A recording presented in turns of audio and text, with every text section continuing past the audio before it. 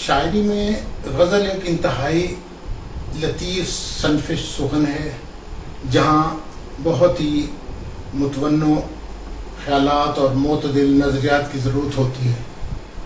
تجربات و مشاہدات کے لیے غیر معمولی حد تک معتدل لسانی عمل کی ضرورت. آئیے ریچرڈز کا کہنا ہے کہ اچھی شاعری وہ ہے جہاں زبان کی ترتیب و تنظیم کے لیے غیر معمولی کارکردگی کا مظاہرہ کیا گیا ہو. ایسی صورتحال میں زندگی کی رعنائیوں، رنگینیوں، الجھنوں، پریشانیوں، شادمانیوں کو اپنے من میں ڈوب کر حقیقت کا سراغ پانے کی حد تک تلاش کرنا پڑتا ہے. شاعری پر کسی قوم یا علاقے کے اجتماعی مزاج کے اثرات نہ چاہتے ہوئے بھی مرتب ہوتے ہیں. سست روی یا یہ کہہ لیجئے کہ پاکستان کی اردو شاعری مشاہدے، احساسات، تجربات اور کیفیات کو زبان کی ترتیب و تنظیم کے ایک جمالیاتی نظام کی ترتیب کا عنصر بنی نظر آتی ہے. غزل کو عورتوں کی زبان میں گفتگو کرنے کا نام دیا گیا ہے. لشکری زبان کی صرف ہونے کے باعث اردو غزل نے ہر موضوع کو خود میں سمویا ہے. عورتوں کی زبان مردوں کے ہاتھوں پروان چڑھی. مرد نے عورت کو اس میدان میں اپنی برتری کے زوم میں دوسرے درجے پر فائز کیا. اردو ادب کا نقاد خواتین شعراء کو مرد شعراء کے تقابل میں بڑے حقیر انداز میں دیکھتا ہے.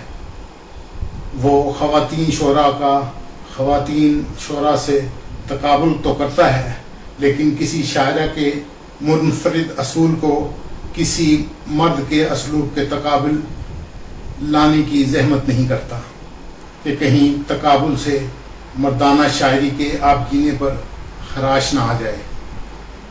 یہ ایک حقیقت ہے کہ خواتین کی شاعری بھی اتنی ہی قدیم ہے جتنی اردو زبان. کہتے ہیں مشہور فرانسیسی مورخ کارسس ڈیٹاسی نے سن 1821 عیسوی میں شائع شدہ اپنی کتاب میں لکھا ہے کہ اس نے شہنشاہ اورنگزیب کی شہزادی زیب النساء کی سن 1632 سے سن 1701 کے درمیان لکھی گئی نظمیں دیکھیں اور ان کا مطالعہ کیا. آج کی شاعرات اپنے لہجے میں اتنی ہی پختگی رکھتی ہیں جتنی مرد حضرات. اگر ہم ادا سے شروع کریں تو سبیہ صبا تک آتے آتے نام کا ایک گلدستہ ہے ان کی شاعری میں بکھیرتی ہے.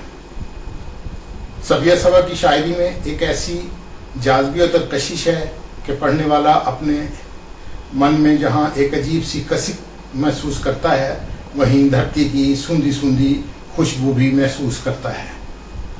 سبیہ صبا کا ایک موضوع وطن سے اظہار محبت بھی ہے جس کا اظہار کہیں وہ شاعرانہ حسن سے کرتی ہیں اور کہیں یہ محبت جذبات میں ڈوب جاتی ہے. وہ کہتی ہیں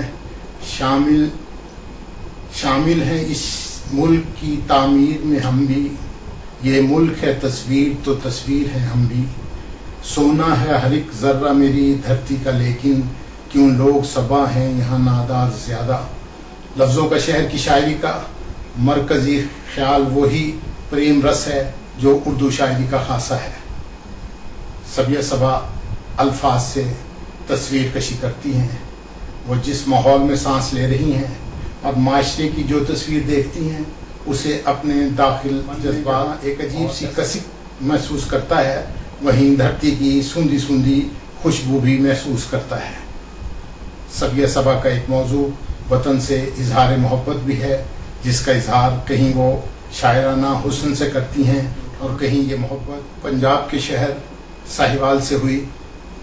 پنجاب کا خالص کلچر اور گھر کا ادب دوست اردو ماحول جس نے سبیہ صبا کی شاعری کو جہاں لطیف و ناز کی بخشی وہیں تجربات و مشاہدات کے معتدلانہ عمل سے پنجاب کے اجتماعی مزاج کی خوشبو کے رنگ ان کی شاعری میں بکھیرتی ہے.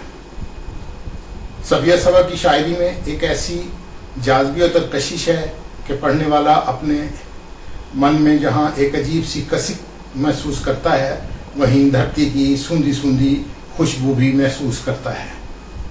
سبیہ صبا کا ایک موضوع وطن سے، جن پر ہم پھر کسی ایسی ہی ایپیسوڈ میں بات کریں گے۔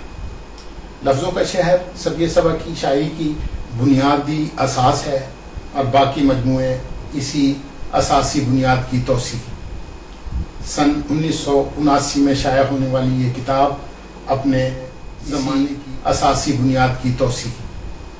سن 1979 میں شائع ہونے والی یہ کتاب اپنے زمانے کی اعلیٰ طباعت کا سادہ شاہکار ہے۔ اسے عوامی پبلیکیشن ساہیوال لاہور نے شائع کیا اور اس وقت کے مطابق اس کی قیمت صرف 10 روپے ہے، 30 سال پہلے کے 10 روپے۔ محترمہ کو چاہیے کہ اس کتاب کا ایک نیا ایڈیشن ضرور شائع کرائیں۔ ادبستان کا میزبان آپ سے اجازت لینے سے پہلے آپ کو ایک بار پھر بتا دے کہ آج ہم بات کر رہے تھے سبیہ صبا کی کتاب لفظوں کا شہر۔